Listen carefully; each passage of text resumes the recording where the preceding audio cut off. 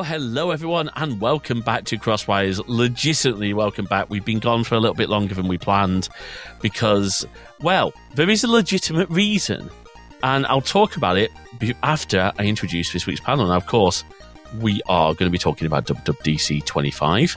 That happened on Monday. We decided we're going to record on Thursday because every time we've tried to record a panel on the day of the event, a few days later, more and more tidbits come out, and we miss stuff.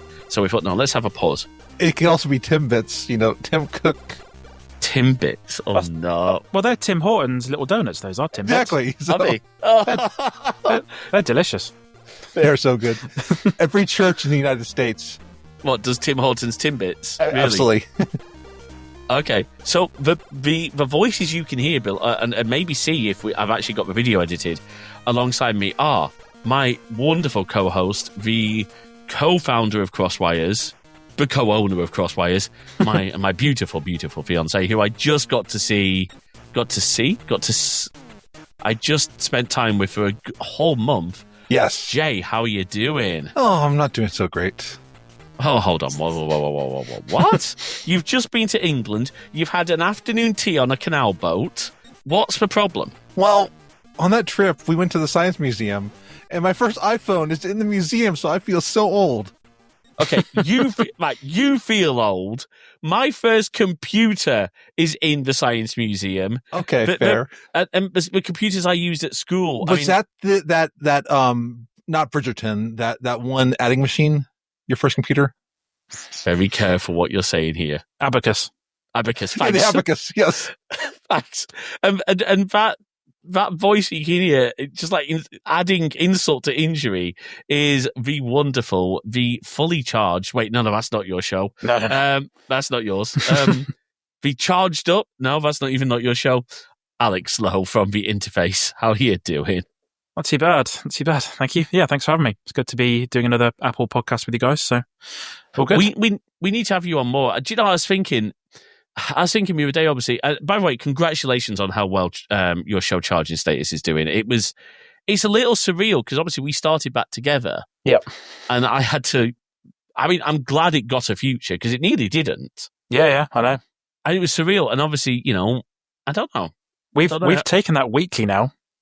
Oh, wow. Yeah. So we've done 4 episodes back to back the last few weeks. So yeah, it's taken a different sort of format.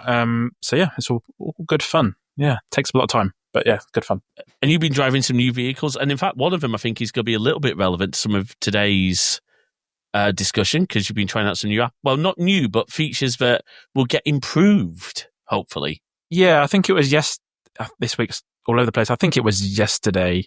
Yeah, it was. I was driving the new BYD Dolphin Surf, which is a sort of 18 grand, £18,000 little EV. Which has been on sale in China for a little while, but it's got some interesting features. It's got Apple Car Key support, which is a feature which expensive cars have, and this little tiny hatchback you can unlock it with your watch. So that's cool. Amazing. Yeah, it's really cool. We were kind of disappointed that Travelodge haven't moved into the Apple, I guess, hotel keys, room key feature. I haven't seen any hotel in the UK which has that feature yet. We had that at the Hilton. Yeah. Oh, no, but that wasn't Apple. That was their own app. It's true. Yeah. The Marriott hotels also have their own app.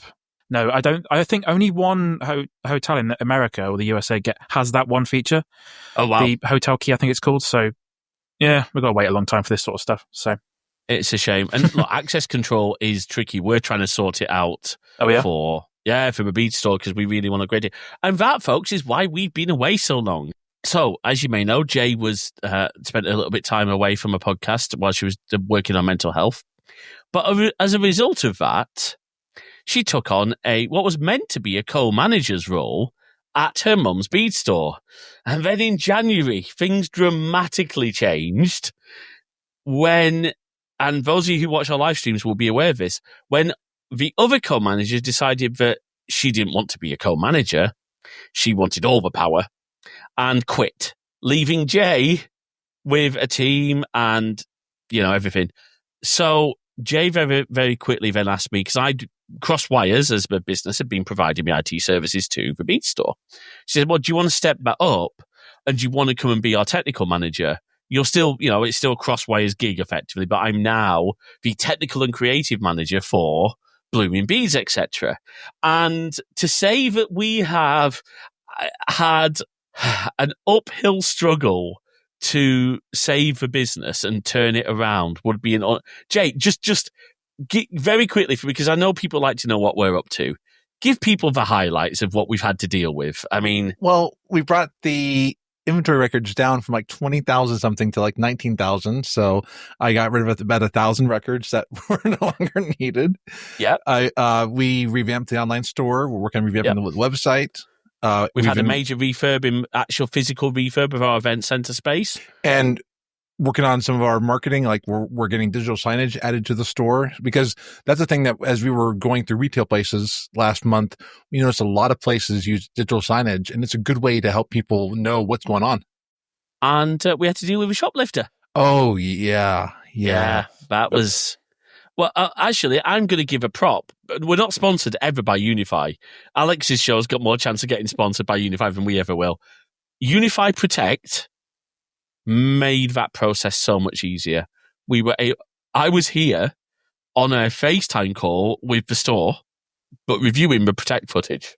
And what's cool about that is that footage is hosted on device, not hosted in the cloud, which is quite amazing, because I remember when I used to do security stuff at that store, we used Security Spy, and that stuff, you could never really load it outside of the store. Oh, wow.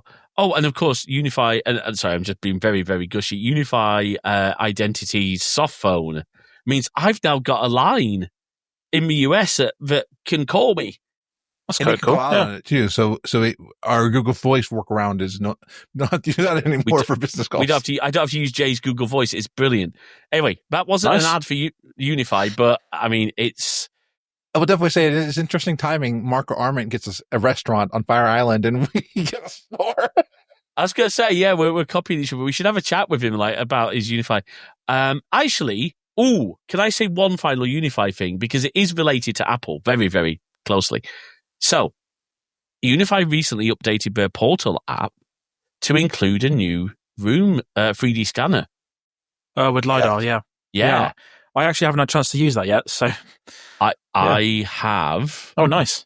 And it is incredible. It's using Apple... The reason it's not on Android yet, I don't think, is because it's actually using Apple's built-in APIs to do the scanning. Wow. So Apple built a whole stack of APIs, and literally all you have to do is point it at the top of the wall, point it at the bottom, does everything else. It scans cabinets, beds, the lot. Wow. And it is accurate. Yeah. So, That's quite cool. Yeah. Anyway, look, that's not what we're here to talk about. I mean, we're here to talk about cool APIs, because obviously it's WWDC. I have one question for you both.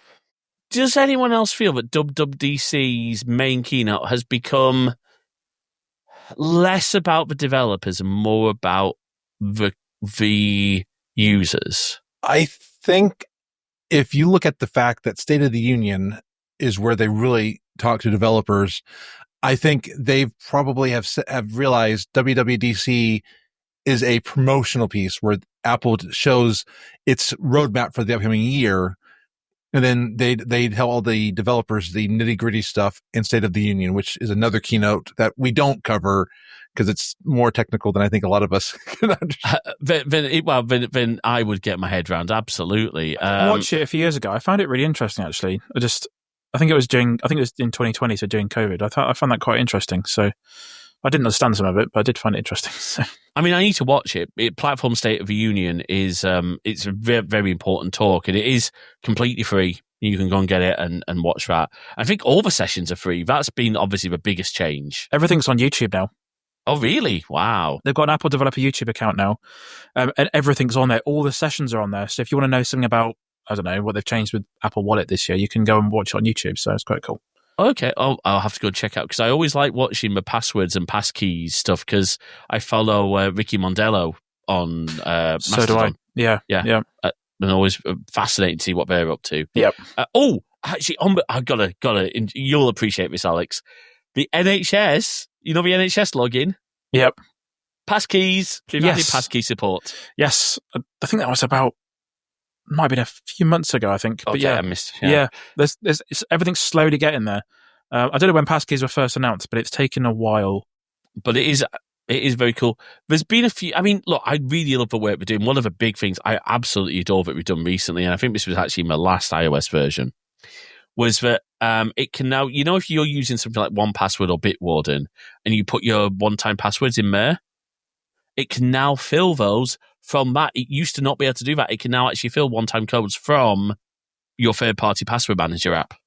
And one of the, just to add, coming in the future thing, you can fill one-time passwords from like WhatsApp and things like that on the new iOS. Oh, okay. That is so it's going to be able to detect them from. Why would you get one-time passwords through WhatsApp? Instagram. Oh, really? Yep. Okay. Well done, Meta. Lock us into your. Oh God. Yeah. Just use Signal, folks. Just use Signal. I would say use PixelFed, but not as sure on PixelFed right now. But anyway, look. So look, I think the first thing we need to talk about, by the way, of course, is I am really enjoying these pre-filmed Craig Federighi like action sequences. Yeah, he's like a little celebrity, isn't he? I just want to know Really is. how they got a whole racetrack on top of the Apple One campus. You do realize that probably wasn't. Oh, so they didn't actually build that on top of the campus and race around. That was probably CGI. I don't know, but Jay, think about like. Obviously, they've got all the solar up there. Yeah. Think about how, no, but it wouldn't. I like the whole HomeKit will change it from a racetrack to a solar, but obviously that's to promote the F1 film, which does look. Have you seen, good. by the way, the new trailer for your phone? And it uses the haptic engine. Is that what it's called? The haptic engine to vibrate if like I can't just describe it very well, but everything that's going on the screen, like the cars driving past, gear changes, it vibrates the phone. Yeah. Oh wow! And is that what? Do you have to watch that through a certain? You have to watch it through the Apple TV app. Yeah. I'll have to try that out. My phone's my camera, But the trailer, yeah. Oh, that's clever. Yeah. Because cool. I'm getting Days of Thunder vibes from the F1 of what I've seen so far, which is the movie that's launching in theaters and then it'll come to Apple TV Plus later on. That's the one. Yeah. That's it. So, I mean, obviously the first thing is this renumbering of all the OSs. It doesn't really make much sense because it's 2025 now and it's 2026 next year. But the way that Americans deal with car model year distinctions, you have a car that's out now and it's the 2026 Toyota, whatever it is. So it's actually next year's stuff now, which I guess for them it makes sense. So, but to be fair, Microsoft have done that for ages with Office versions. Before 365, yep. Office 2010 came out in 2009. Did it? Okay. And I might be wrong, but I think Windows Server 2025 came out in 2024.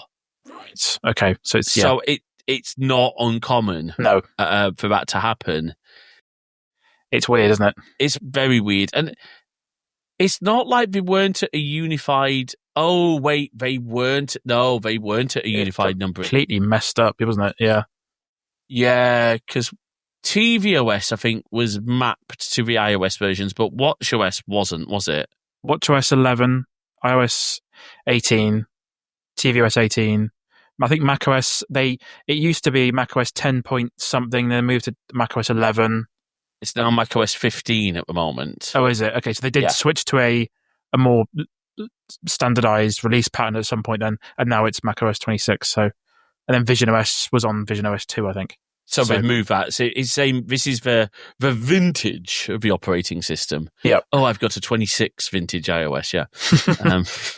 Yeah, but it makes sense because I think even people who follow Apple that closely, you'd struggle to keep up with remembering which version is the latest. And for the average person, you might think, oh, why is my watch on 11 but my phone's on 19 or 18, whatever it is? Well, because, Alex, this one goes to 11. Sorry. I'm sorry. Yeah. That was terrible. That was bad. But yeah, no, it does make a lot of sense. Yeah. All right. Because what we're not going to do, right? Go and watch the keynote. We're not going to unpack everything that was announced. I think we're going to look at our highlights and things that maybe have come out afterwards. I want to start with iOS, as in the iPhone. stuff. And I think that's because that's where they kicked off this new design language, which they're calling liquid glass. Welcome back, Windows Vista. I know. Wait, I think, is Alex too young to remember Vista? My first laptop had Windows Vista. Oh, I am so sorry for you. From what I remember, it's fine. But I guess the thing is, though, you never used, you wouldn't have had like your own machine running XP, so you wouldn't have seen. But my parents had XP on a machine previously, but I didn't. Like, I don't know how old I was. Probably not very old. Like, okay, so I didn't really. I don't know. Because I remember once a friend had got a new laptop with Vista. We plugged his at the time USB DSL modem in, blue screen Vista. Nice. Yeah. So, all right. It's obviously not Windows Aero. It's a lot more refined. I guess initial thoughts.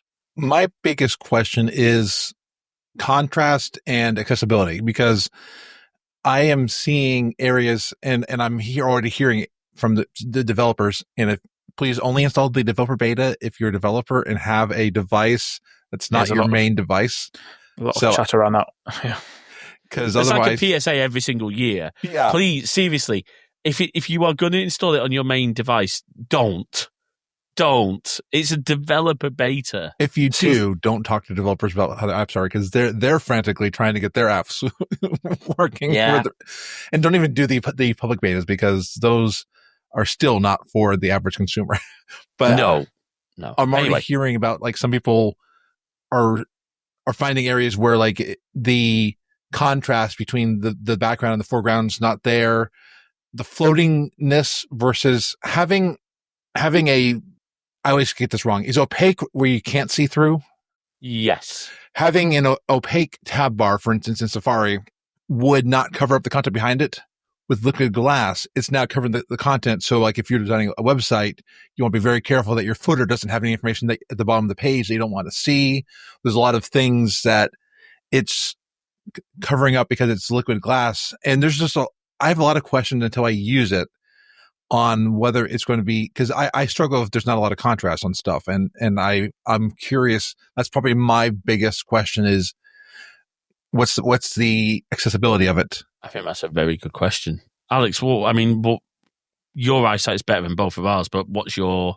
A similar sort of thing, but what I was going to say is that seems to be a lot of chatter on Twitter at the moment of people being very, very quick to judge.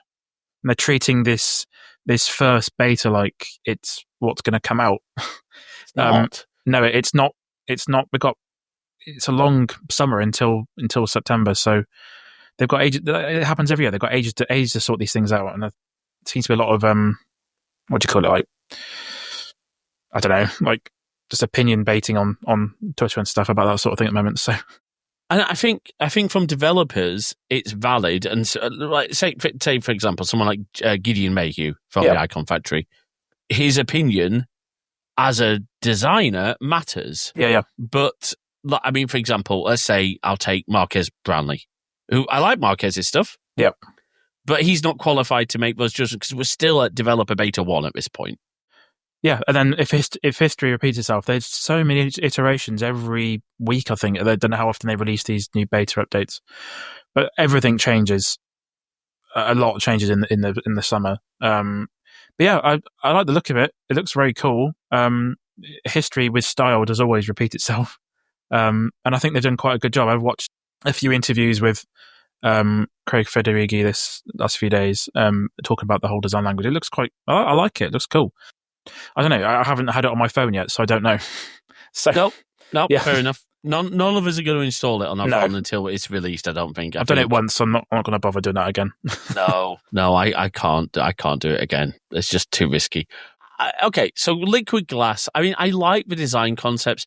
There's a lot of stuff I've seen. I wonder if you've simplified. Like someone, I think it was maybe Marco or Casey posted a screenshot of the Mail app.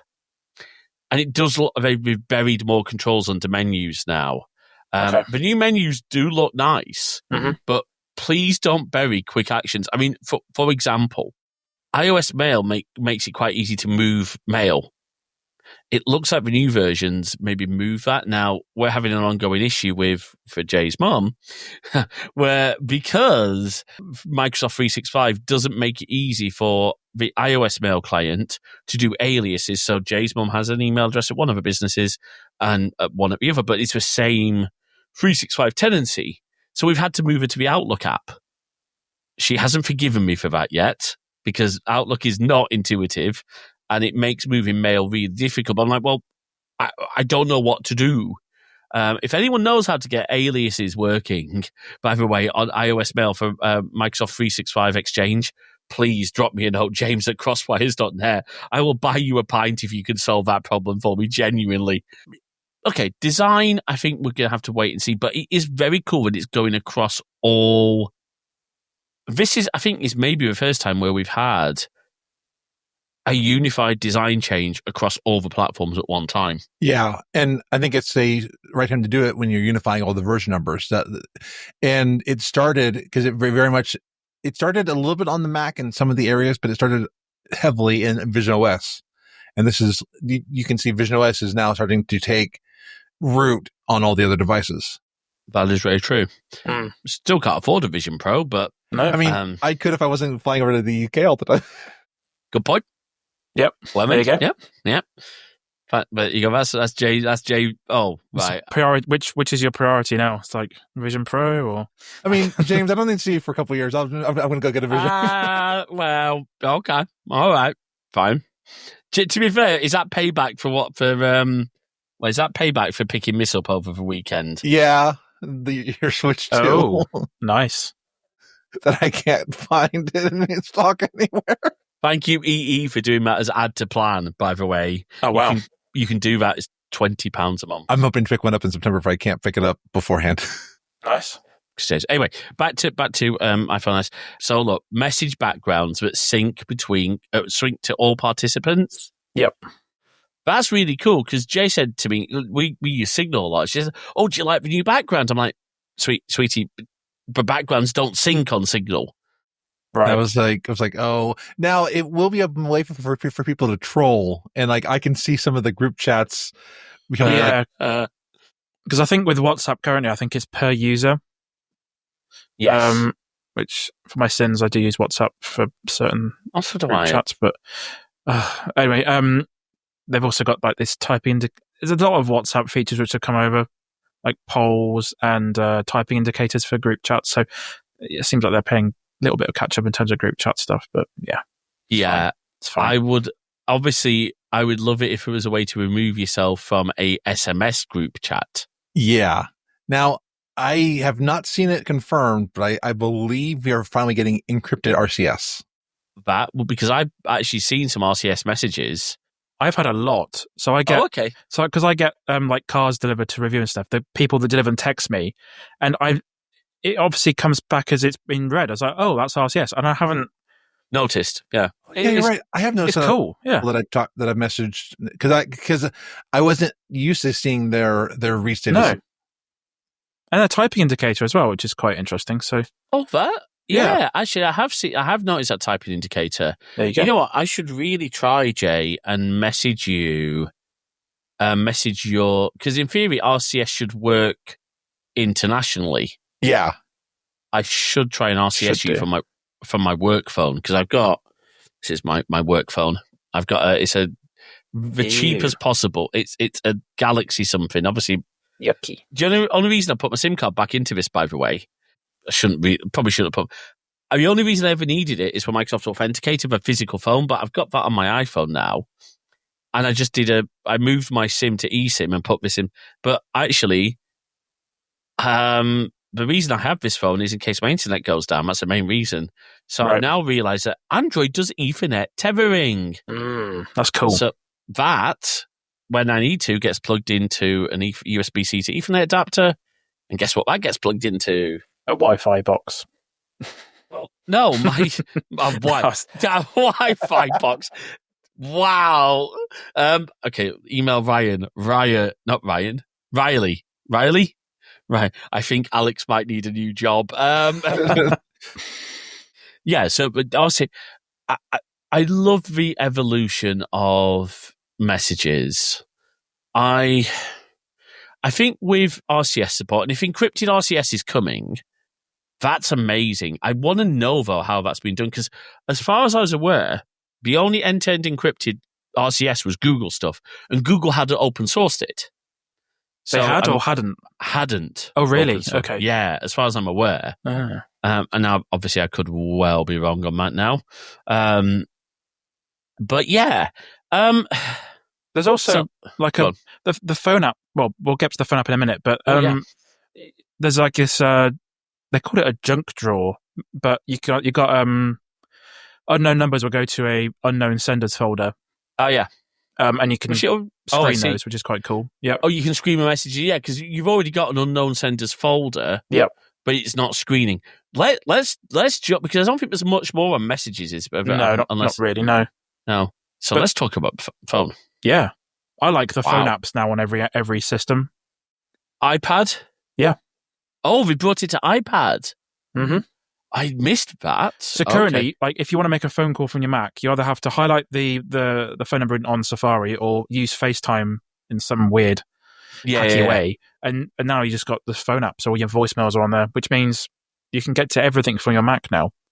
And I like that the recent history shows your voicemail and calls, because I have missed voicemails because I don't always want to go to the voicemail tab, and I'm like, that of course requires your carrier to support visual voicemail, because not all carriers do still in this day and age. Yeah, I don't know why.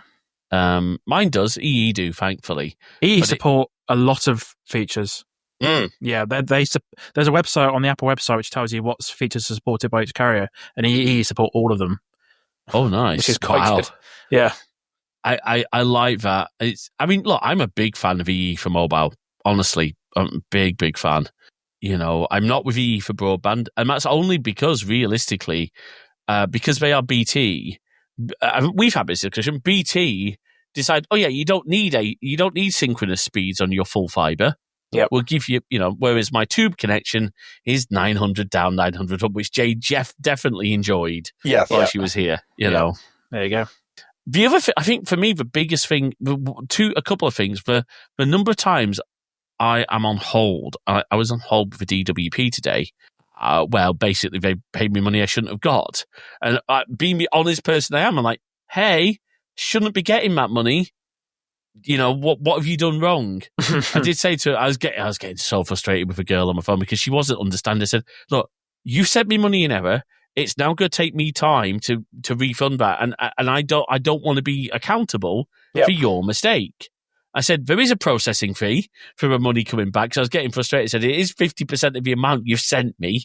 I was really getting snarky. I wasn't rude to her, but I was I was getting annoyed. So I can be really snarky when I'm annoyed. Jane will tell you. Anyway, but the on-hold assistant is genius. Yeah. So it mutes the music, but then if the person comes back on the phone, the agent you're speaking to, it'll ring the phone again.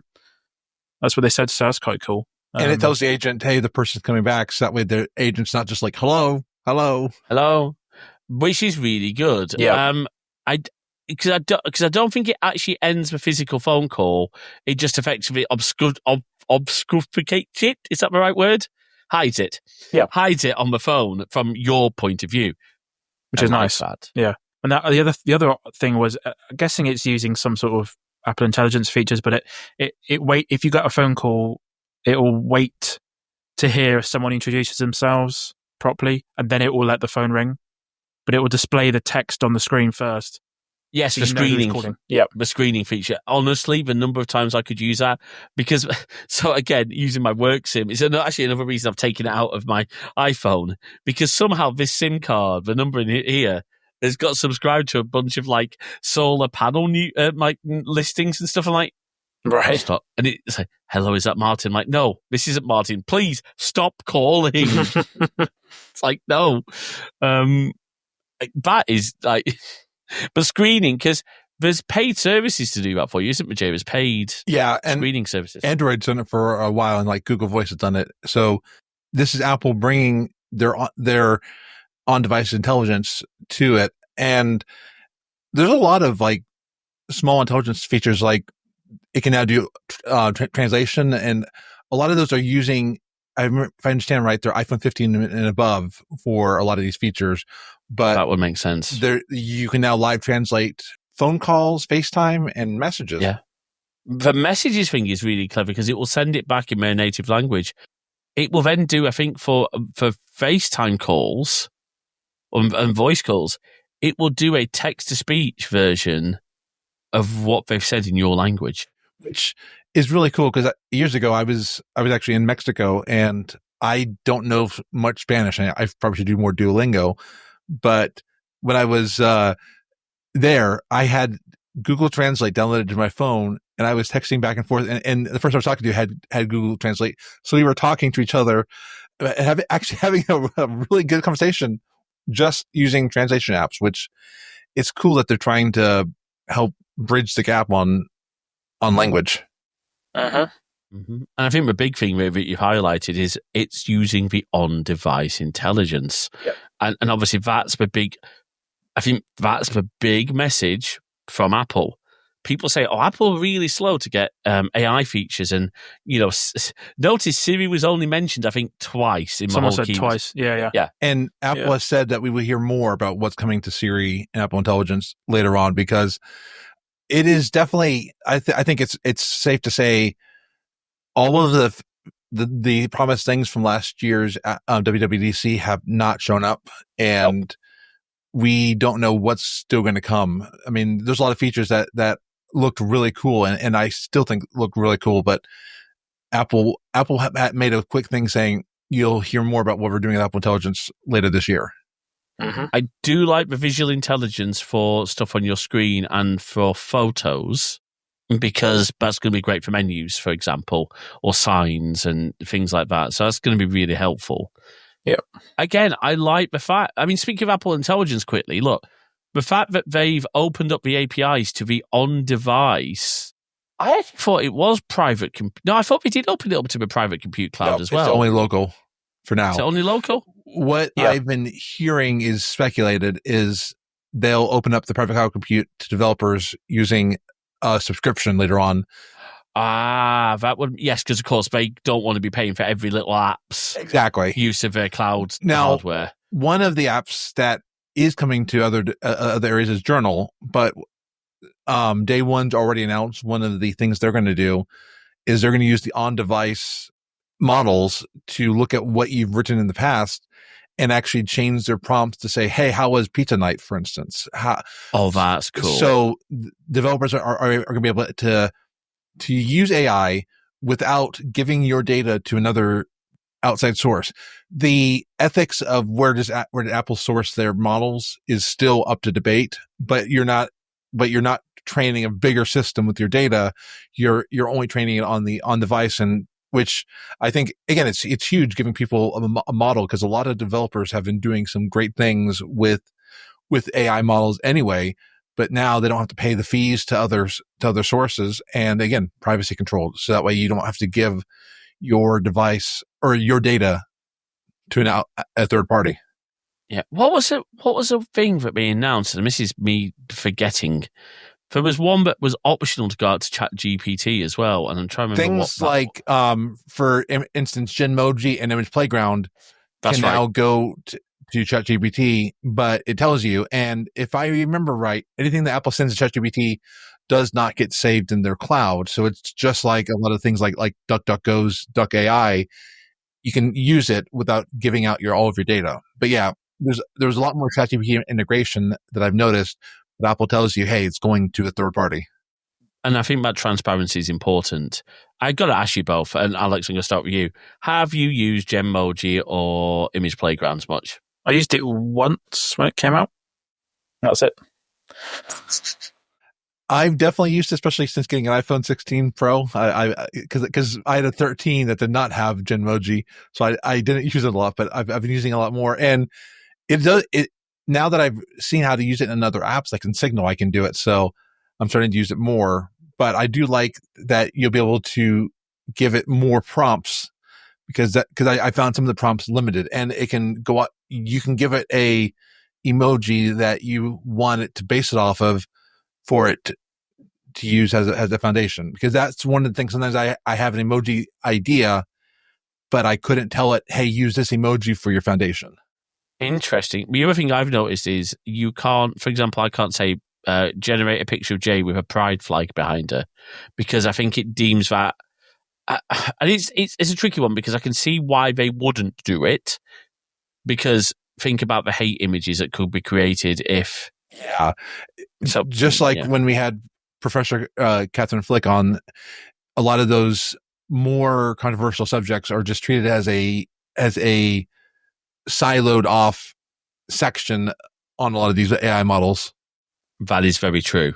Actually, there's one thing I'm not so excited about. Camera redesign. Not sure how I feel about hiding the controls by default. Tom's Guide did an interview with Craig and Joz yesterday. And I know it's all marketing fluff, but they said that they've got real professional photographers on their camera team. What they said is that the whole way that the camera is now, all the little icons and stuff, is actually more confusing than what it will be. Does that make sense? He said interesting. There's way too much going on, which I do agree with, on the current app. Okay. And he said, maybe. There was one little cool thing. He said, you know where it says just photo and video now? He said, when you open the camera app, there's a brief few seconds of where it shows the extra items in that list, and then they disappear to sort of show you, oh, look, you can press this and it will open. So, gotcha. Yeah. That makes a lot of sense. Go on, Yeah, Jay. fun little Timbit. If you hold down the photo button, that is actually called Quick Take. I found that from the Computer Clan's video on the Quick Take, that Apple actually used the name Quick Take. The Quick Take. Wow. I've definitely had the experience where like family members are like, why am I stuck in these styles, or why am I stuck on portrait or pano, and they just want to have photos. So there is definitely a thing where a lot of the extra functionality are more for the power users, and maybe for the average user, they just want photo or video, and that's all they want. That is true. Yeah, that is a good point. Because even for me, actually, I take my back because even for me, I've found myself stuck in like time lapse by accident trying to do a video. I'm like, that's not worked. Yes. There's one more thing I wanted to ask Jay about. There's this digital ID feature. Oh, so they said that's not a replacement for your passport in the US, but you should be able to use that to travel. They call it domestically. I guess that's just internally, but. Because a lot of our, I actually did it when I was traveling. My state has a ID system that's accepted by this. So I've actually used it sometimes when I'm traveling. Not all of the TSA areas accept it, but I could see if someone doesn't have a state license, but they have a passport, they could now upload this and use that domestically. It's still a shame that I can't use it when I'm flying internationally, because it would be nice just to not have to worry about the passport, because the amount of times you have to pull the passport out. I didn't realize someone might not have a state ID. Okay, that makes sense. Well, this exists then.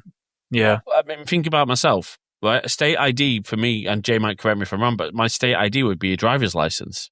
Yeah, because I can't have a driver's license. No. You can get a state ID, but it's a lot less common, and a passport's a lot more common, especially, and think about the fact that if you're an immigrant and you might only have your passport, this can help you travel. However, will it only work with US passports? Maybe initially while they're working on the system, but maybe this will hopefully be expanded further. Look, honestly, there's a few things I want Apple Wallet to do. I don't have, sorry, I'm ranting now. That's cool. Obviously, Alex, I know you'd like your driver's license in there. Yeah, there was someone working on this at the DVLA like 10 years ago, and nothing happened. The project sort of ended. Alex, it's for DVLA. What do you expect? I know. It's really cool when, like I said, when I go to the TSA agent and I have my ID on my phone, I just go up to it, I tap it on the reader, and I say, here's the data I'm giving over. It's very nice, because then you don't have to about the future a million different IDs. But the other thing I want to see, obviously that'd be great. Now, I'd like to have I need my passport for me. What? I just realized another reason why they're doing it. Yeah. a lot of states are slow to bring in their own state IDs. So this way they can give more U.S. citizens the ability to travel domestically. So it's, again, still not a replacement for international, which I don't get. There's some reason why, but this is probably a Band-Aid in between for the states that won't let you upload your ID. I know why it won't work for international, because it's obviously tailored. Yeah, it's tailored for the TSA systems, and you know, like we can't even get a proper system set up for travelers to go into Europe from Dover. But having to build huge buildings for passengers to deboard from buses, etc., to go and be manually fingerprinted to go across the channel. Yeah. The other thing that might be quite useful is this digital ID system can be used within apps. I don't know what situation that would be used in. I've got a rough idea, but I don't really know. But yeah, that's quite cool. Well, one of the things that I would love to see, back when I worked at my last job, I did ID sales. So like I had to verify people's IDs, and it would have been so cool to have someone be able to verify their ID with me digitally without having to pull out their ID all the time. So it is definitely, I'm glad to see more movement happening with it. And I believe you can do it on websites. I believe. I'm trying to remember if I... Well, I can see an app use for it. Let's say that you've got the Booze Busters app, which isn't an app, but it's... Okay. I make it so. Booze Busters was a brand of off licenses here in the UK, right? But let's say you've got let's say that you are the maker of Marco Arment specialty cocktail supplies, right? Sorry, Marco. You are making an app that sells your alcoholic cocktails, right? Right. Okay. Yeah. But how do you verify that the person that is buying your alcohol is, obviously in the US's case, over 21? Well, you could do it through that. Wow. Yeah, that's quite cool. One little thing I noticed with Apple Wallet is the boarding passes for airports are becoming a bit more dynamic. So there's like live activities, and if for some reason something changes, like the gate changes, it should update by itself on the boarding pass and tell you about it. So there's that as well. So because you use Flighty for that, don't you? I use Flighty, but Delta, who I use for airlines, is going to be one of the first ones. So I will probably, depending on if I get my phone on when they release, at least in December, you'll be able to try it. Yeah, I might update my iPhone when I'm out there in September. The other thing, order tracking in Apple Wallet. I like that now can pick up stuff from email. That's really cool. And that is a start of the Apple Intelligence checking all of your data on device. So we're starting to see some of those things slowly trickle out. It's not the quite the floodgate that they promised us last year. So the one thing I would love to see, and Apple do travel passes, but I would like to see a way to, the thing's got an NFC reader, right? Why can it not take my government issued bus pass, scan it, authenticate it, and turn it into an Apple Wallet bus pass?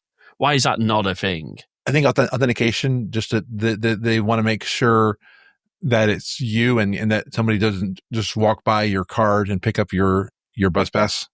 That's a point. Yeah, just copy and paste it then, like from just real life to digital life. It's like that is true, but no, I would like to see more integration with like that stuff. I mean, I do love. I mean, me and Jay were using a lot of train tickets. Oh yeah, It does work well. The only fun bit about that, you have to be very careful. So, because obviously I buy up all of our tickets, you have to make sure that you remember which ticket you sent to the other person. Oh yeah, because otherwise you end up trying to scan the same ticket through the barriers, and that does not work. No. What? Oh, yeah, no. On that subject, Express Transit is still one of the best things we've ever put. Oh yeah, onto the watch, because obviously the tube, just brilliant. It's ideal, isn't it? Yeah. All right. Yeah. I think anything else on my iPhone before you can now set a custom snooze duration. So if you have, oh yes, and they've made the buttons massive as well, so you're not gonna you can't miss them. Not that I ever would use that.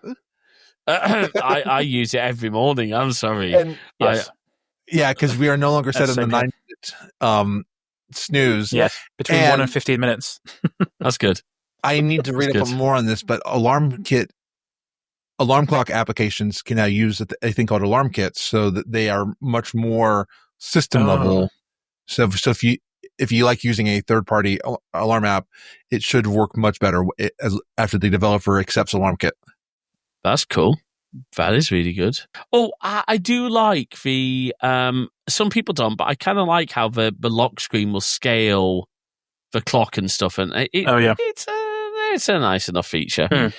All right, I want to talk about the iPad because that is possibly the biggest update that they've done, I think. Oh yeah, and like this is fundamentally making the iPad now a computer, and it's giving us window management. Slide over and split view are finally gone, and you instead now get windows, you get a menu bar, you get a dock inside your applications, which that's mind-blowing. That's really cool. But the biggest thing about this is what devices it supports. Because for those of you so Stage Manager required an M series iPad. This new feature does not. My iPad Air 4th gen will be able to run 4 windows at a time. As you get more powerful, and obviously get into more, you can run more. But I can use the new multitasking stuff. Well, I think also, I'm 90% sure on this, a Stage Manager supports every iPad that runs iPadOS 26 now as well. Oh, so Stage Manager is still going to be there as well, is it? I believe so, yes. Oh, interesting. But I read somewhere that they flushed out support for it to every iPad that runs it. I'm relatively sure on that. Because I saw an interview with Craig Federighi, a thing saying basically, we re-architected everything so that it would, work well. He's very good at interviews, isn't he? He is. Yeah. Okay, we have to address this. They snubbed Gruber. Yeah. Oh yeah. I mean, I still think it was cool that you and I got to meet Tim Cook and all that. We got to meet him in December, but that does not mean that we agree with all of Tim Cook's actions. No. I guess actually the podcast don't know about that, do we? Oh yeah. Back in December. The podcast don't know. Okay, yeah, tell the story. We were down at Covent Garden Apple Store, and we went to a Jamie Cullum event. All of a sudden, we see this person get up out of, they were saving a seat for somebody. And you could tell that the person that was saving the seat was like a personal assistant. Oh, okay. Yeah. Then all of a sudden you see Tim Cook walk out. And I thought I had seen Tim Cook earlier in the day. And I said to James, I think I saw Tim Cook, but we're like, no, it couldn't be. But there was a lot of security there. And then all of a sudden when Tim Cook walks out, everybody, like you hear this whole room be like, that's Tim Cook. And we're all trying to get photos of Tim Cook. So at the end of the event, we wait around and we start walking over toward where Tim is. And I don't know how, but we got ushered into a line that was heading toward Tim for photos. And James and I have a photo with Tim Cook. One of the Apple Store people took a photo of us. And again, it doesn't mean that I endorse all of what Tim's done. Like I don't endorse him donating $1 million to Trump's administration, all this stuff, but it's still cool to meet Tim Cook in person. He was a genuinely nice guy. Yeah. He cared. I made a joke to Jay, but I've had a better interaction with the CEO of Apple than I ever have with the CEO of the company I work for. We might have seen at a bar. We think we might have seen him in a pub, and we're not sure. Yeah, it's a good job we weren't talking about anything, wasn't it? No, I mean, and he wouldn't have recognized you because your CEO of your company doesn't recognize anybody. Yeah, well, exactly. No, he didn't even come and say hello when we're actually in the same office. So yeah, thanks. But on that subject, look, Apple are not perfect. I just want to address this. Tim Cook personally donating to Trump's inauguration fund. Not great. A friend of mine made a really good point, right? Bear in mind that Trump's been and I'm sorry, none of us, we are so anti-Trump. Me and Jay, I'm obviously not going to speak for Alex, but crosswise we don't like Musk. Doing that, I mean, Apple's whole thing of the App Store commission, the 30% commission, and the way that they have lied and hidden things in court. It's not good. And I don't agree with it. My rebuttal to a lot of this is, it's great that we are taking Apple to task on this stuff. Why are we not taking Google to task? And why are we not taking Nintendo, Microsoft, Sony to task? Okay? Now, look, I mean, we do so a bead store, right? If we are selling people's products for them, we do, I think ours is 80-20, isn't it? 80 in favor of the customer? But a seller, rather. But, because guess what? There are costs. Now, Apple, as a much bigger business than we, obviously they can afford less. I think there's a lot Apple should do. Should third-party marketplaces be allowed? Yes. Do they just need to be vetted? I think the biggest concern I have is iOS's security, to an extent, is because, and the usability and the supportability, is because it's a very consistent platform. So that means I can say to my mum, Jay's mum, for example, who I obviously do tech support for, if you tap here, rather, you'll find this. Whereas, do that, let's say I've got this Android phone, my sister's got another, my nephew's got another. They're the same brand of phone, but guess what? UI is completely different. Settings are in different places because of different versions of a phone.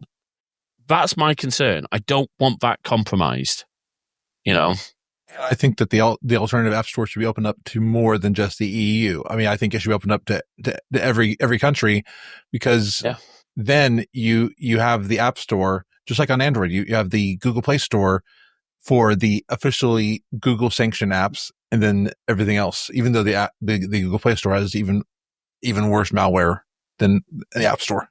What's your take, Alex? Because obviously you're an iOS guy like we are.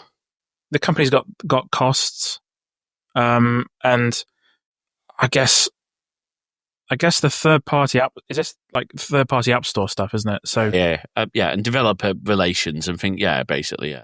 Yeah, I think they could do a bit more. But it's a tricky one because no one knows what goes on internally in any of these companies, so I don't know. I see what you're. Yeah. Honestly, that's my mindset with it all as well. Yeah. But again, we're not targeting. You can't publish something to the Switch without Nintendo's blessing, for example. And that's been true for. Go on. I can see that. I don't know. It goes back to why Lightning existed, I think. So there's this element of, this is going to sound, I don't know, but there's this element of you give everyone a certain tool, like, I don't know, how do I put this? I think the fear with you not putting USB-C on the iPhone, for example, was that someone could use a really dodgy charger, it catch fire, and somehow it's Apple's fault. That's where I'm trying to go. Like if there's some sort of dodgy app, I don't know, that did something, because the media will run away with stuff like that. But I don't know how far you push that. I don't know how far you go and say we need control over everything of what goes on there. So I see why Nintendo are doing that. Like, they want to make sure there's no weird app that's like using so much battery that someone says, "Oh, this Switch doesn't last very long now." That's a very rough example, but no, it's a good example. Yeah. It's a fine, and I think the difference, maybe obviously on iOS, is you're still restricted by the iOS security policies. But yes, I will say this: well, Nintendo, you could have made one thing on my Switch 2, because I've got a Switch 2 now, folks. Please, why do you lock down HDMI input so much? I can't just plug a USB-C to HDMI adapter into my Switch 2 and have it go across to a screen. So at the moment, there are no third-party Switch 2 docks, which means I've got to carry the chonking thing if I want to play it on my parents' TV. So that has no logic behind it. No, it really doesn't. No. But if it's something, I can see why. If it's something charging it, maybe. I suppose, I have realised there might be a reason. Yeah. The new Switch 2 dock does have a fan. Right, okay. Which a third part, maybe that's why. Because obviously that thing can now do 4K at 60, which is I mean, wow. I haven't tried it 4K yet, but 1080p, 120. Anyway, back to Apple stuff. We're still on iPad, I think, aren't we? I think we are still on iPad. And look, the whole interface on iPad, be able to do proper windowing. You know, they were asked why it took so long. We said, well, you've got to get the lag. Because when it's a direct manipulation operating system or interface, I saw the same thing. You've got to get the lag right. Whereas, because when you're using a mouse, you're already not directly, so you already sort of expect a little bit of a lag. Which interview did you watch with him? Because it sounds like you watched the same one. Well, I haven't watched the interview, but there's loads of clips being posted. I want to watch the Tom's Guide one, but like 9 to 5 Mac are posting snippets and things like that. Because that was a really, really good interview, actually. Okay, I want to watch that because, it's good, I guess, in a way. Oh, okay, interesting theory. They might not have intentionally stumped Gruber, but said, hang on, we should probably spread these guys off to other... Yeah, because it takes up a lot of time. They probably want to get more coverage. They've done it like 6 years in a row, I think. Oh, yeah. Oh, yeah.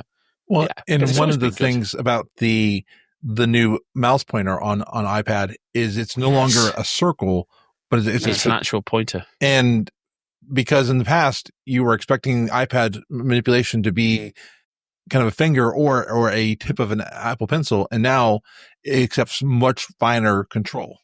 Well, it used to have auto aim, basically, so it would magnetically gravitate toward touch points. And now it's just like a macOS pointer. So, yeah, that makes sense. Because of course, the mouse support started off as an accessibility feature. Yeah, that's how it started. Yeah. So you've got the traffic light system from macOS has been brought over. They made a big point in the keynote of not mentioning Mac at all during the iPad section, but in the interviews they did. They still acknowledged the fact that I think they said the design process was like, why try and re-engineer the wheel for all the multitasking? Just we've got the Macs, we've got the menu bar, you've got file edit view and all that sort of stuff. Previews coming to, I believe, iPhone and iPad. For PDF editing. Now that is huge because how many times? Okay, sorry. PDF editing. Okay, there is you can do a little bit on the iPad, like through just like files, but it's not as good, right? Yeah, it's hideous. It's hideous. And the Files app got a big upgrade as well, didn't it? That got like you can do colored folders and all sorts of stuff. Modify the open end so that way you can modify what applications open which files. Yep. That's really good. There is a lot more on my iPad. Sorry, I've completely forgotten something. It's actually quite a big deal for us as content creators. Yes. Finally, you can change your audio input source independently from the output, and it's going to be on the web everywhere, right? So you're going to be able to use something like the Rode Wireless Micros, which we have, which are fantastic. Obviously, you could use a Rodecaster, Alex's Blue Yeti, you could use, but still be connected through your separate headphones, for example. Brilliant. But it's not going to kill Riverside because Riverside has a very different purpose. But the ability to do not only in FaceTime, but also they're opening this up to other developers to do local recordings. And then once everyone's finished, it can all be shared to an iCloud folder. So you get high quality. So you can literally podcast off a remote podcast now off an in any application. So like you can do it in Zoom, you can do it in any type of you can even do it in a Teams call. Yeah, exactly. Go on, Alex. My first thought when I saw that was like, do both people have to have the same? That's a bit of a lingering question. Do you have to both have an iPad running the same version of software to be able to use it, or does? I don't know. Yeah, I think you would because the feature, because obviously it's not going to start live a local recording on their side. Like, no. So for those of you so we use Riverside for all our and actually Alex does as well now. Yep. We're all Squadcast converts. We have, I miss Squadcast from a point of view of I miss that relationship we had with them. But Riverside, it is just. I'm sorry, there's no comparison. No, it's great. But yeah. But what that does is obviously in this case in the browser, it's recording both the cloud version, so what you lot are seeing live now which is and then it's also recording locally on each of our browsers, and it's progressively uploading. So actually, for both of you two, you'll see at the top it says certain percent uploading, because it's also taking a local recording. I mean, in this case, for Riverside, it's streaming it out to Twitch, YouTube, and Riverside. This tool won't be able to do that, and it won't be able to start someone else's local recording, and it won't record the cloud. Although the tools themselves could probably still record, so yeah. But it's a no-fuss solution, and I like it. Wasn't there some video stuff as well? They did something with... Oh, background tasks. You now have a background task API. Yep. That's it. So, for example, Final Cut can render a video while you're checking your email. And it's not just Final Cut. It could be any type of app. It can register a task, a background task. That way it doesn't automatically force close when you're done. Okay, perfect example, Ferrite. Ferrite would be able to do the audio export of this podcast in the background. I really hope I've forgotten his name. That's really bad. From Woogie Juice, who we actually had on the show. That's terrible. Jay, can you find out I should know his name, and that is, oh God, completely off the top of my head. The example they gave was Final Cut Pro on the iPad. So that was quite a good example. I have to admit, it's one reason I would love to upgrade to a new M series iPad is to get Final Cut Pro. But, yeah. All right. I think that's it for iPad. Yeah, that's it for iPad. I want to quickly talk, though, about... So Vision OS... Canis from Woogie Juice. Canis. That's it. Canis from Woogie Juice. Great guy. We'll put a link to it in the show notes, because great story about how he created the app. So, look, I mean, I don't want to... We're not going to review everything, but I wanted to talk about some of the interesting things for me. Did anyone notice, by the way, no HomePod software, no HomePod features? There was no HomeKit features at all. Oh, there's good nothing. Point. Yeah. So I watched... Eric Wielander did a video earlier. I watched it, and it was like there's nothing new at all for HomeKit this year. So I will say HomeKit far excels above. So my parents have got a Kara G4 doorbell. My sister's now got a Kara G4 doorbell, thanks to Jay. But she is Android, so she has to use the Akara app. She doesn't want to use Google Home. The Akara app doesn't have motion detection zones. It doesn't have any of the real good local detection stuff.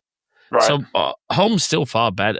There are small things like Apple's adding an Energy Kit framework to help users, especially residential users, see the use of their devices to try to go to like cleaner energy. So there are small iterations, but nothing, not big features. Yeah. Nothing huge. It's really a iterative update year for like a lot of these applications. It's true bringing a combined interface. True. Like Mail didn't get any new features this year. It's going to obviously get a bit of a redesign. Didn't get any new features. But I wanted to talk quickly about a few things at CarPlay. Right. Because so now Alex, I've used CarPlay because my dad's car has CarPlay. Nice. Yeah. But you've used it more given your role. Yeah. So what's your take on a new car? And there's one that got sort of announced, well, not announced, but we found out about today, which I think is very interesting. I'm glad that they've added the caveat to it. So I'm going to let you... Yeah, so there's a few things. The first one, which I think you're on about, is the watching videos on CarPlay. So this was came out as part of the developer documentation that there's going to be an API to allow people to watch videos through apps on CarPlay that support that kind of API. So I guess you can make YouTube do that. And that will only work while the car's not moving, which is good. You can imagine if you're charging an EV or something, that 15-20 minutes you're going to be spent there, you can watch something, like, because a lot of cars now have those sort of apps built in anyway, but a lot of cars don't. So right. A lot of cars don't. So it's good to have that natively on your phone. It means you'd have to log in all the time. So that's quite cool. One of the things they're doing is they're adding tap-back support in messages. So if you get a message while you're driving or something, all you can do is dictate something. If you just want to do like a thumbs up or something, you can do that now. I'm not really sure about this one. Live activities as well, and they gave the example of Flighty. So I don't know if you. I don't know if you need that while you're driving. I don't know. Okay, well, yeah. I'll give a potential. So I'm going to use Jay's sister as an example. I don't think her car's got CarPlay. I don't know. It does. Oh, it does. Okay, so Jay's sister is on the way to pick up Jay from the airport, but the flight's delayed as she's driving. Yeah, fair enough. Or it changes terminal. Yeah.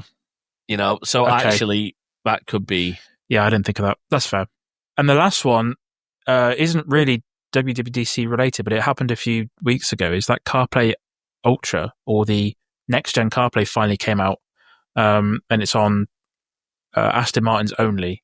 And they did a cool video with the Top Gear YouTube channel. Actually, they had the designer at Aston Martin interviewed him. They're saying they work very, very closely with Apple on the design of everything, and it's coming to a lot more vehicles in the future. But it's very cool how they've done it. So I'd recommend anyone go and watch that video, because they talk about how the native UI from the car gets pulled forward into the CarPlay's interface if it doesn't support it. And it's all quite clever. And some car screens are a bit ugly, so it's nice to have that sort of thing. I like the idea of being able to put like the temperature controls. They showed obviously that's for next gen for CarPlay Ultra. Yep. They did definitely. Obviously, I like that we're driving around Apple Park in a Mustang. In a Mustang. Well, was it a Mustang or was it Aston? It was a Mustang and an Aston Martin DBX. That's right. Oh, yeah. DBX. Gorgeous car. Yep. Gorgeous car. Yep. What I was going to say, then of course Craig's in his little golf buggy thing. Oh, that was very good. All right.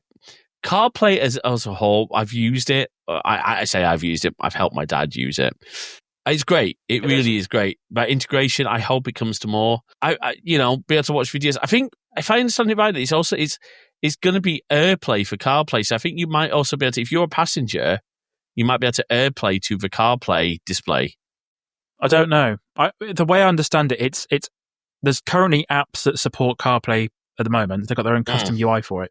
The way that it's been worded makes it sound like, let's take YouTube for example, would make a YouTube version of their app full CarPlay, which will work in there, which would be quite nice. So, yeah.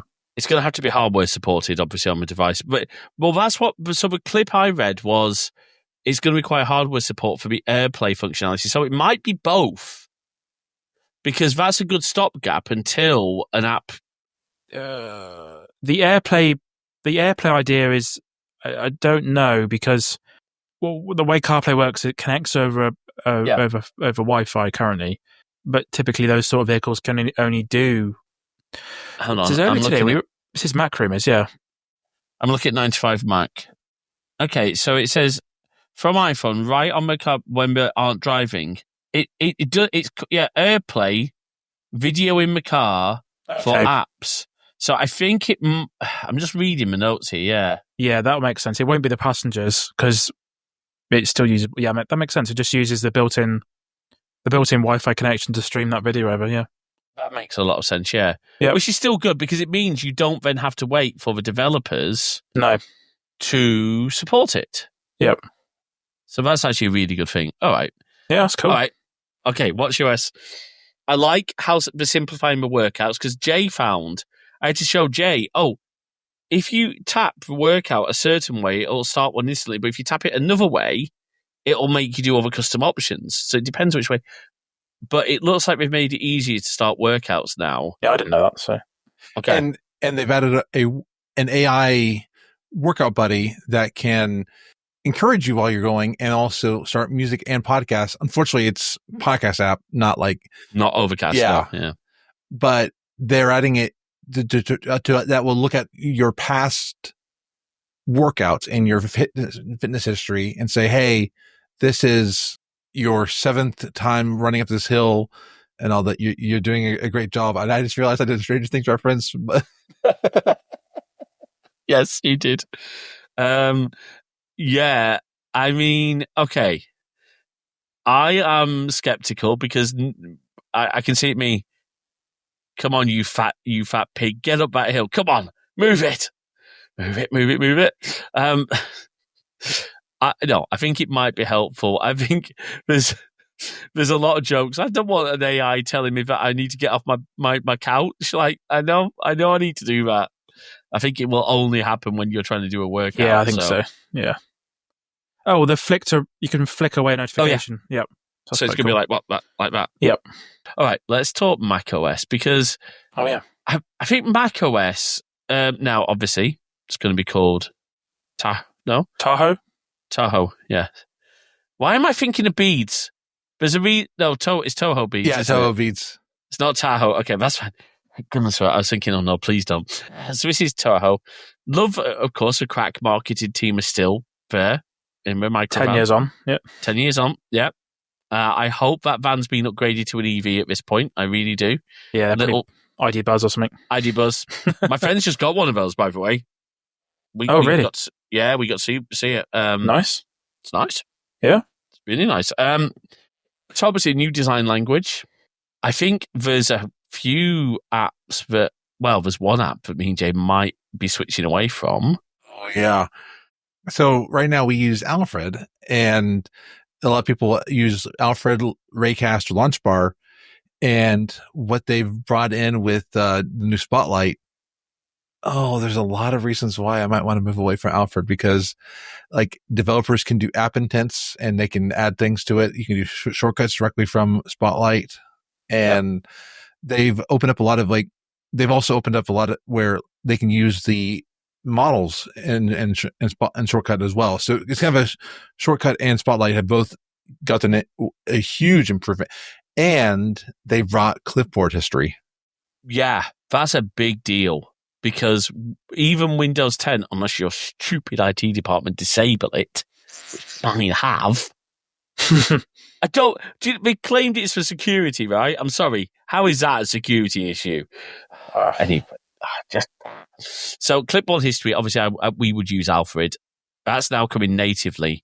Now I'm going to be curious whether or not that clipboard history goes across to other platforms, because obviously if you're using universal clipboard, what does that mean? Is it the last thing? Oh yeah, probably going to get all of your universal clipboard history. Which is fine, which is good. That's what you want it to do in a sense. But it's where it's great is, okay, give you a really good example where clipboard history is really invaluable. Obviously, I do a lot of design work, both for Crosswires, for clients, and obviously for a bead store. Well, I've got a brand palette, right? And frequently, when I'm working on design, maybe not in Affinity Designer because I've got my palette, but let's say I'm working MailChimp. I'm designing a thing in MailChimp or something new, and I need to copy, or I'm doing our captive portal for our Wi-Fi. I need to copy the color codes. Well, I don't want to have to keep going back and copy them. So I'll copy them once. They'll be in my clipboard history. And then I can get to them. So now the only thing, I say the only thing, because Alfred's got a lot of very powerful features. I'm not at all dismissive. There's going to be system actions you can do inside of Spotlight now as well. But one of the big reasons I still use Alfred is for the text expansion. So I'll be able to type, say, a text snippet. Now, you can do that natively on macOS, but it's not as powerful because with, for example, Alfred or Smile on my Mac's text expander, was it Smile software now, I think we're called? I don't think we're called Smile on my Mac anymore. With those, you can put variables in and things like that. So there is still the need for, because I use so for example, if I type BSJJ into a text field, it auto fills mine and Jay's Blue Sky handles. So when I'm doing social media, I just type, or like, for example, if I want to put my Mastodon handle somewhere, I just type MAS James and it will fill that for me. And that is a feature that, you can do in macOS, but it's not as well built. So I don't know. Jay's like, should I stop using Alfred now? I'm like, no, because the features aren't there yet in Spotlight. Spotlight's very much not great in the current version of macOS. It's okay, right? It does a lot. Yeah, it says here, Spotlight can now search clipboard history, including items from Universal Clipboard, it says. So that's really cool. Okay. Yeah. That's going to be really good. Yeah. I just like the fact it's going to be able to do more shortcuts are looking even more powerful.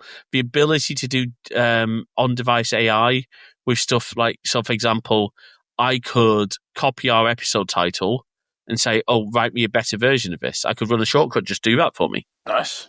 Yeah. Riverside does AI show notes. I don't know if you use them much. I like to write my own. Yeah, I write my own usually. Also, the volume and brightness square that appears on macOS. That's now been changed to oblongs, apparently, in the top right-hand corner. Oh, well, that makes more sense. That does make a lot more sense. Well, because those volume things, they show up in screenshots. Oh, really? Yeah. Oh, wow. So, and okay, interesting. And along with the top of the computer, the menu bar is transparent, and you can do live activities now in your menu bar. Oh yeah, that's cool because that's come over from iPhone. Yeah, that's awesome. That is actually really quite cool. Not sure about a transparent menu bar, but maybe I'm just an old fart who remembers, I remember good old days. I remember macOS Tiger with. Oh, by the way, everyone complaining about liquid gas. That might be our episode title. Liquid gas. Maybe not. Yeah, no, it's good. No, that is definitely the episode title. Liquid gas. Aqua in, I think, Well, do you remember when there was brushed metal all over the place in macOS? Yes. In Tiger and before. Anybody who tells me that you shouldn't do that, it's like, no, come on, you used to love Tiger. I think it's gonna look good. I don't like the Finder icon. Do not like the new Finder icon. I'm sorry. Don't mess with the Finder icon. I saw someone put a tweet on Twitter yesterday saying they massacred my boy. Yep, no, I would agree. But there's a lot of people saying they don't like. So, oh, yeah, actually, there is something else I forgot about the whole liquid gas design language. You said it again. Liquid glass. Yep. Liquid glass. The new design language. We're just going to stop calling it.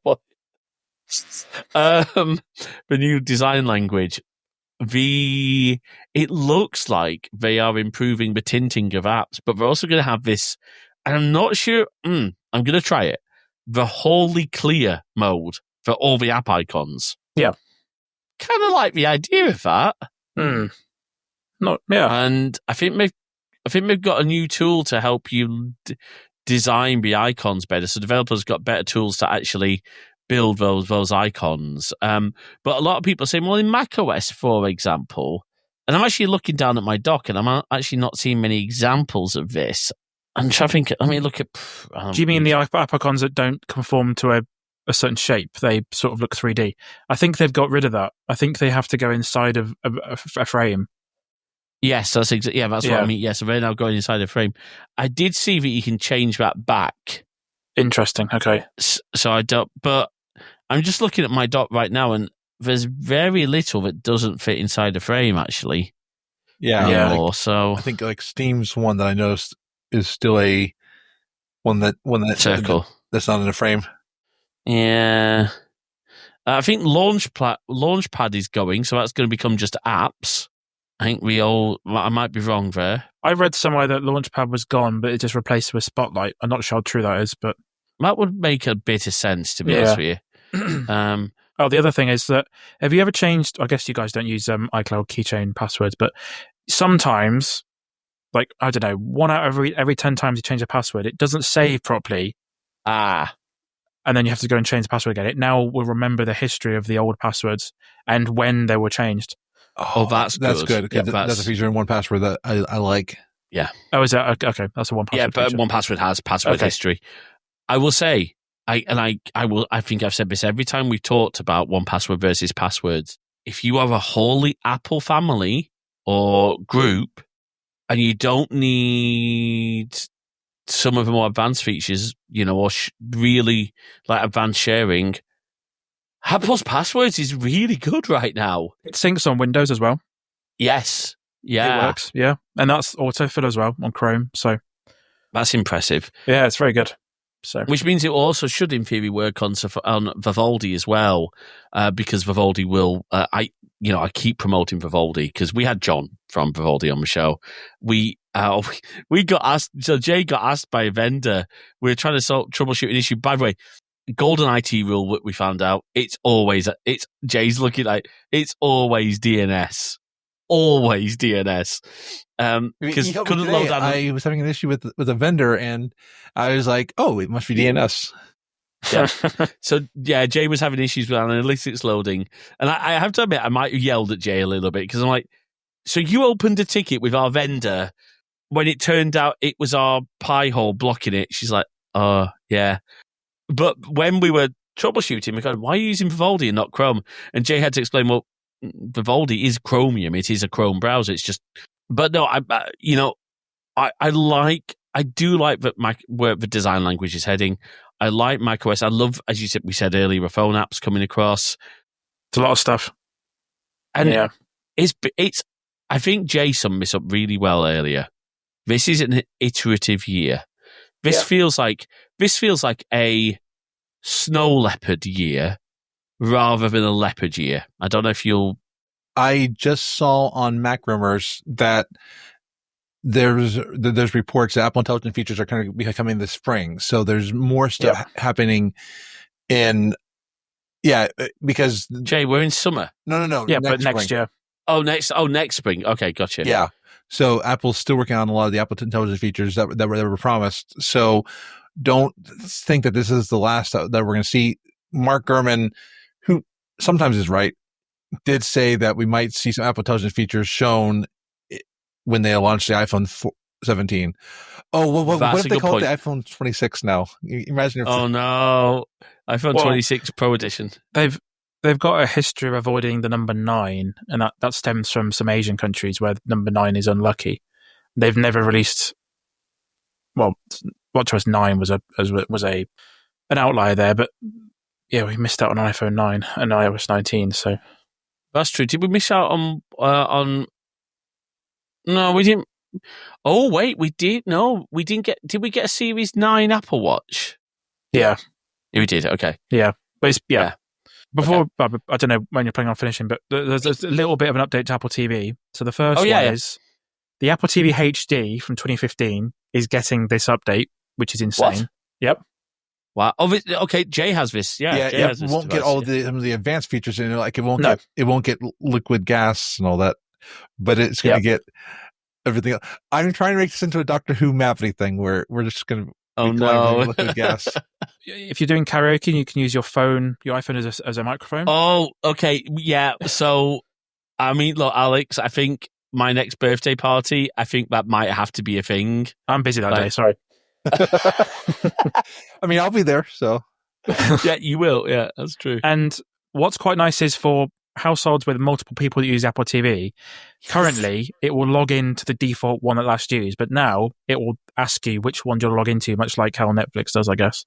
So that's quite cool. So you don't accidentally watch something that someone else's. Yeah. Oh yeah. No, actually, that's a good point. Yeah. That's a really good point. And if apps support it, they're enhancing their Apple ID sign-in, so that way you can synchronize more and more logins. We just have some outliers like Netflix who's refused to use some of the advanced. Not surprised.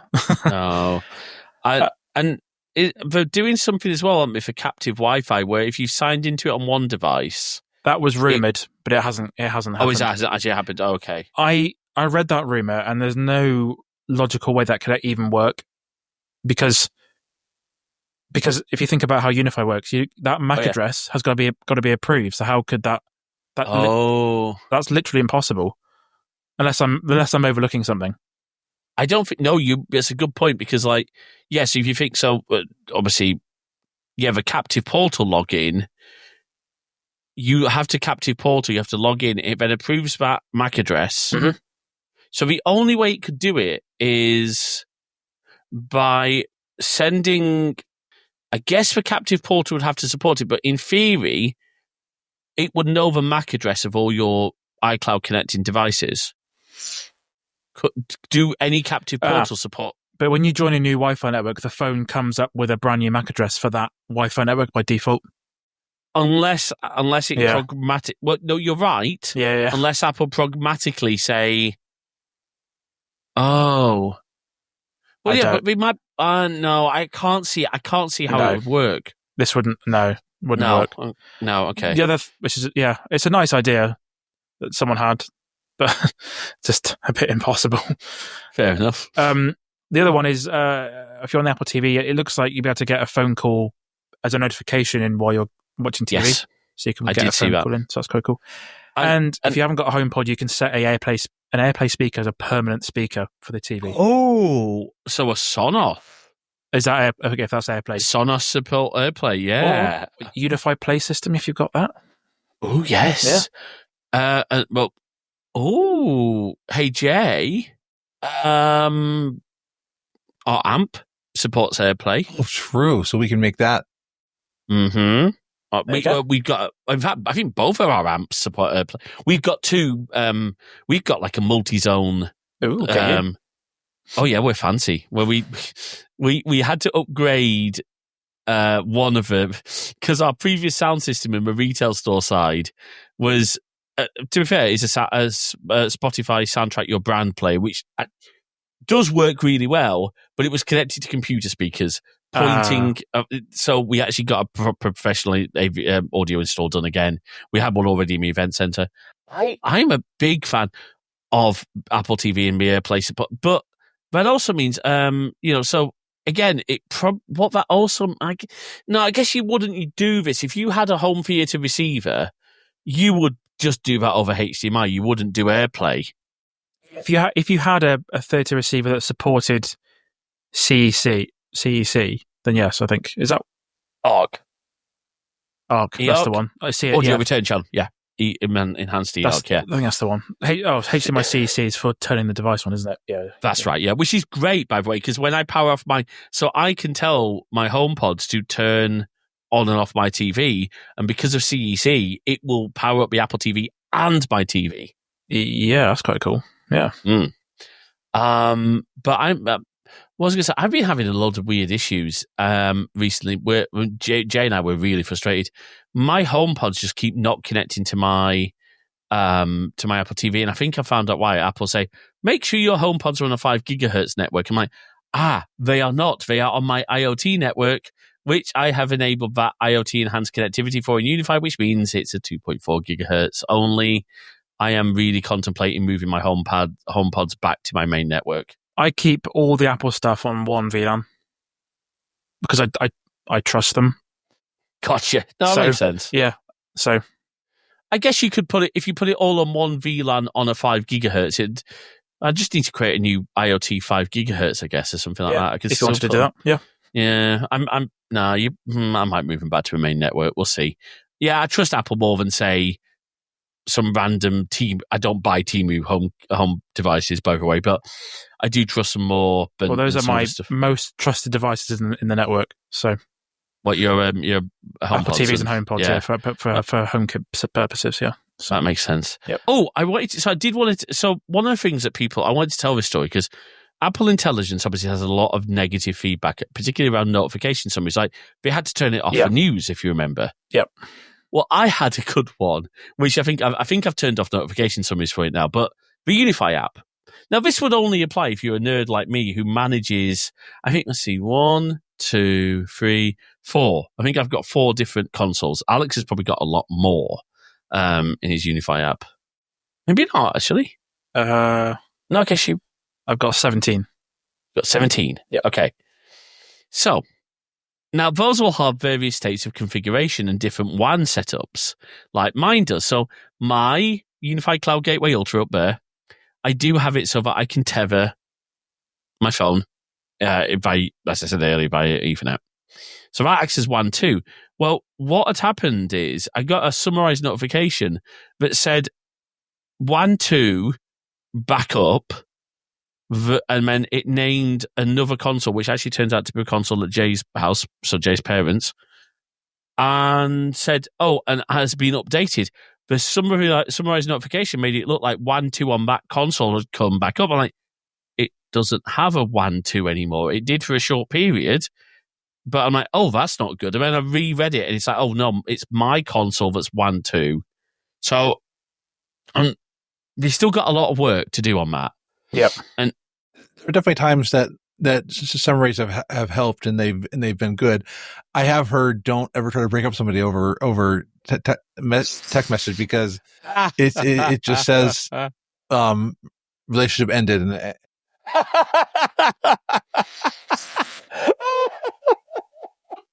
well done, Apple. I mean, you've got straight to the point. Yeah. I'll give them that. No, I mean, first of all, don't break up with someone via a text message. No.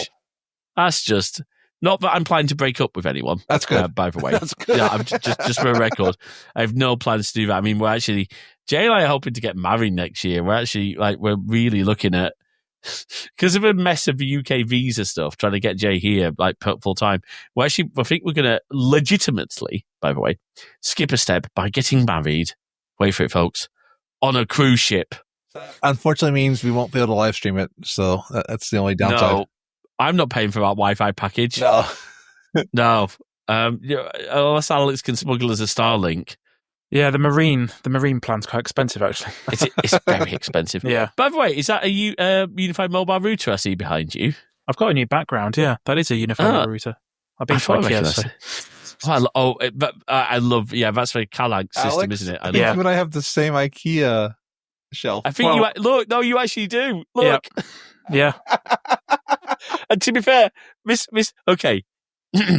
This episode of Crosswires is brought to you by IKEA. We have the Scadis background. And whatever this one's called, it's a. I think that's a Kallax. Yeah. Kallax, yeah. Kallax, okay. All right, hang on. My desks are IKEA. Yep, mine is as well. Mine's not. Mine's from an old company called Autonomous.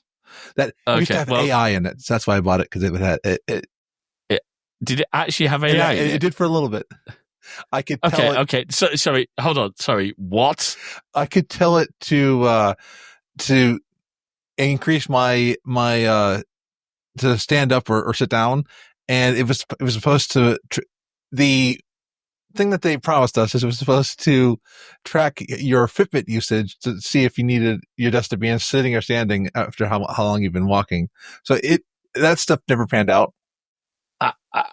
I think that wins the award today for stupidest AI use ever. And this was before the whole AI craze. Wow. By the way, I am intrigued because Johnny Ive is he working with OpenAI? Yes. On a new, yeah? Yeah. Because him and Lorraine Powell Jobs, obviously Steve's widow, were interviewed because she's invested in his little startup. Because I think they were all friends. Yeah. So anyway, look, I think unless there's any, there was no hardware, but I don't think we've had hardware at WWDC for quite a while. I was hoping for this new HomePod screen thing, but alas. But I can see that coming more with the iPhone launch. I think, it's a home product, but it would have been really cool. Well, no, because we would have had to announce with developers. I don't know. There is AirPods Pro 3 in the code, and AirPods Pro 2 are getting studio quality recording, which is quite incredible. Oh, yes. Oh, no. We missed that. We did miss that. So, so AirPods Pro 2 will be able to act as studio quality mics. Now, I'd genuinely like to try that out because I've tried recording with AirPods. The quality is not great. I've got the Rode wireless micros. I'm not wearing one at the moment. I'm so used to wearing it when I'm with Jay because we did some live streaming, by the way, with DJI Osmo mobile gimbal and then the wireless micros. By the way, actually, that's one feature I'd love on iOS. A gimbal API. Yes. Because so for example, the DJI Mimo app, that really has to be running to do all the fancy features. Right, I see. The stabilization will still work to an extent, but because DJI have chosen not to allow the older the Osmo mobiles to stream to anywhere, so I have to go into Twitch. Have a hardware level gimbal API. That'd be amazing. That would be quite good, to be fair. Yeah. Or a camera camera accessories API. That would be nice. Oh yeah, because then you've got it because then you could have things like MagSafe extra lenses okay. We should say, by the way, Jay did hint at it.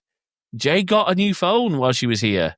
Jay got a 16 Pro, which is very nice. I went from a 13 to a 16, and I can't tell all the differences because overall, I mean, other than access to the Apple Intelligence stuff and Dynamic Island, it's hard to see all the differences because that was not as quite of a jump as it was from the 11 to the 13. No, but you have got that new camera control, which yes, is nice. I was using that a lot while we were together. Oh yeah, it was really nice. Photos app got a few bug fixes to make it a bit more usable. We'll see how that works. Another just wish list thing for me in a future iOS version: multiple shared libraries. Yes, because, and I guess maybe we're in a unique situation where we've got, so obviously Jay and I are in a family plan, but I've also got my parents in it. I suppose it's not that unique, but it's probably not what Apple designed the family plan for, which is fair enough. But I'd like to be able to have a shared album that is just me and Jay, and then one that's just me and my parents, and then one that's me, Jay, and my parents. Yeah, I'm sure that's something they'll work on. These sort of things take a little while sometimes, but yeah. Absolutely. Yeah. All right. So I think with all that, I think we've covered everything. We have still taken a little bit less time in the keynote, I think, just about. Any final thoughts from yourself, Alex, to wrap this whole thing up? Really like the design from what I've seen online. I will leave my judgment to using it on my phone and more than my devices. I am quite now wanting a bigger iPad because my iPad's about 10.5 inch from 2017, so it doesn't support any of the new features at all. No. But that leaves me quite intrigued because it would be quite nice to have an iPad that could do all these new features. But I'm quite impressed. It's quite good, to be fair. So on that subject, so we actually picked up Jay. Well, we didn't. The store did. We picked up 2 of the new 11th gen iPads. Oh, they give them. Okay. Yeah, they're good. They give them. Well, we haven't powered them on yet because we're waiting to get our Apple Business Management stuff set up for MDM through Ninja One. Okay. But hardware-wise... Yeah.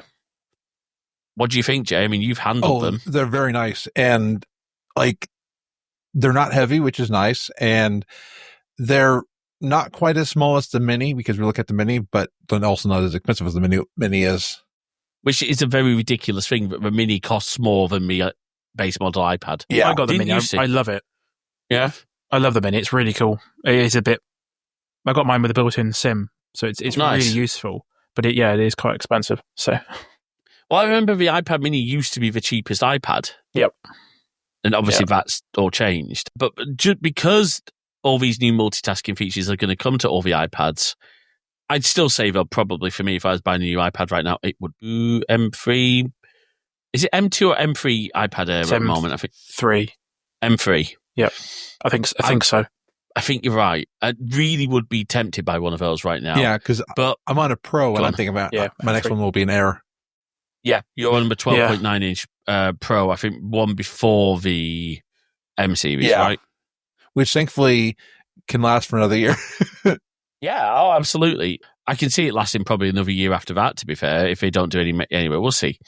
All right. Alex, thank you. Jay, final thoughts from yourself? Really good updates. I want to see how a lot of these things are in practice, like Spotlight. I want to see how Liquid Glasses and use. Still making me wish for a Vision OS device. You want a Vision Pro? Yeah, I get it. Or just give me glasses that like Specsavers had come up with new Vision OS glasses. I want Vision. Okay, now you're making me want a Vision OS contact lens. Oh, that would be amazing. I only recently tried Vision Pro the other week, so the first time. It was really cool.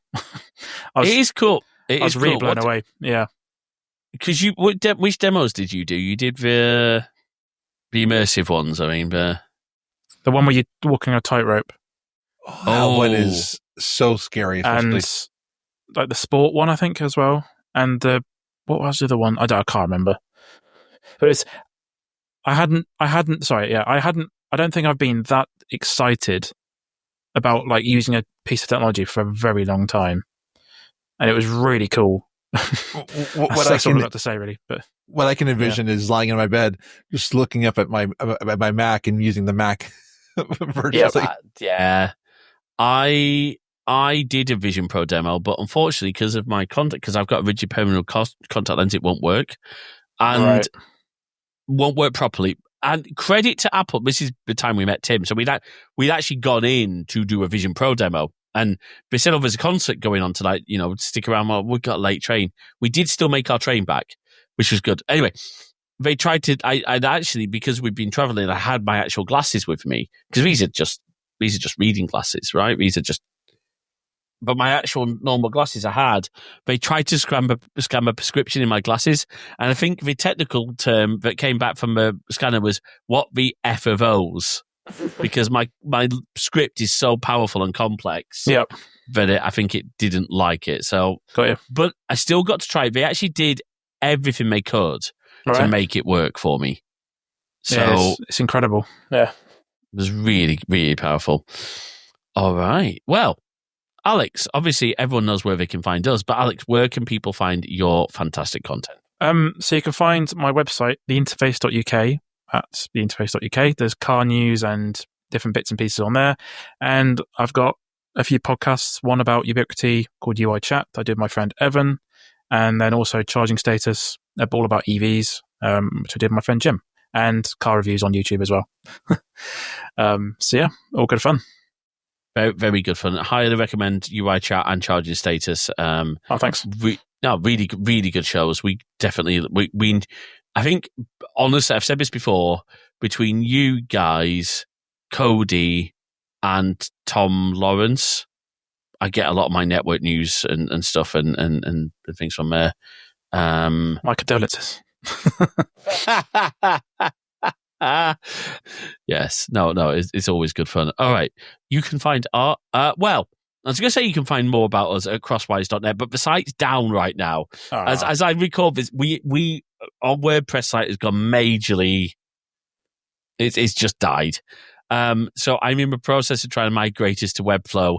The challenge I'm having is I need to build a URL shortener because we need one because Webflow has a limit. Anyway, yeah, podcast.crosswise.net is where you can find all the podcast episodes. Twitch.tv/crosswise live for our live streams, and youtube.com/@crosswiresyt for the YouTube until I get everything back up and running. Believe me, I'm working on it. I have officially declared my hatred for WordPress at this point. I mean, Alex migrated to Webflow as well, I believe. Yep. So, it will save us server maintenance, thankfully, which would be nice. But we will have that back up. We will be live streaming again soon. Obviously, I've got to show you all how gorgeous Tears of the Kingdom looks on the Switch 2 edition. It is. I sent Jay a screenshot. Bear in mind, this is taken on my phone. I took a literal screenshot. Wow. Just wow.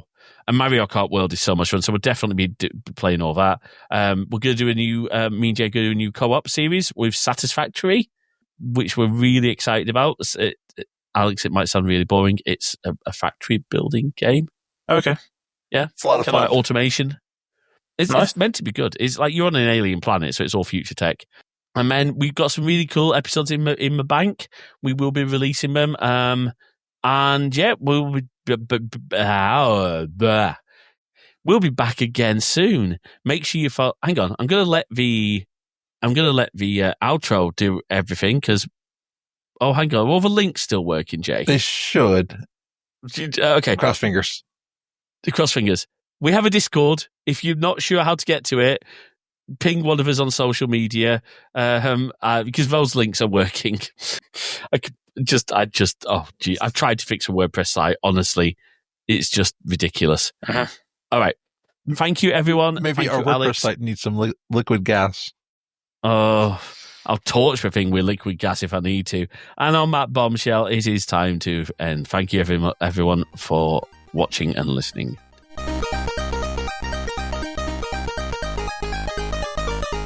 Thanks for listening to this episode of Crosswires. We hope you've enjoyed our discussion and we'd love to hear your thoughts. So please drop us a note over to podcast@crosswires.net. Why not come and join our Discord community over at crosswires.net/Discord. We've got lots of text channels, we've even got voice channels, and we've got forum posts for every episode that we put out there. If you're a Mastodon, you can also follow us either by heading over to wires.social or just follow crossed@wires.social. If you'd like to check out more of our content, head on over to crossedwires.net/YouTube for all our videos, and keep an eye on our Twitch channel at crossedwires.net/live for our upcoming streams. If you like what you heard, please do drop a review in your podcast directory of choice. It really does help spread the word about the show. And of course, if you can spare even the smallest amount of financial support, we'd be incredibly grateful. And you can support us at ko-fi.com/crossedwires. That is ko-fi.com/crossedwires. Until next time, thanks for listening.